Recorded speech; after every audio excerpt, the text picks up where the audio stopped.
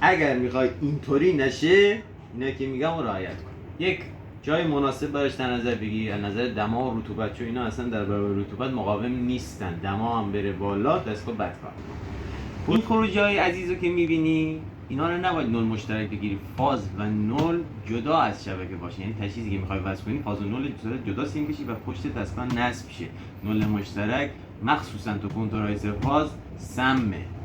ارت دستگاه حتما وصل شه. یکی اینکه بدنه برقدار نشه، دو فیلترهایی که داره، فیلترهای EMI و فیلترهای میانگذار به درستی کار کنن.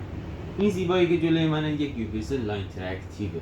UPS های لاین و آفلاین با موتور برق مچ نمیشن. بس اگر تو محیطت از موتور برق استفاده میکنی این UPS مناسب شما نیست و در حالت باتری کار میکنه و به روی برق شر سویچ نمیشه.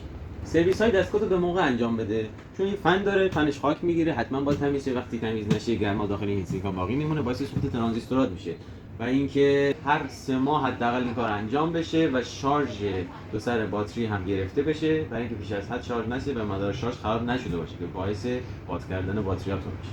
و در آخر با بهتون بگم که برای باتری ها حتما فیوز خروجی قرار بدید که اگر خدای نکرده اتصالی شد باتری از مدار خارج شه، چون باتری ها وقتی جریان بالا میشن دیگه خطرناکن و هر اتصالی باعث آتش سوزی میشه خدای نکرده. و در راه خروجی AC هم اگر میتونید کلید مینیاتوری حتما قرار بدید که اگر اتصال کرد کلید مینیاتوری بپره. بعضی اوقات دستگاه ها قابلیت قطع خودکار رو ندارن.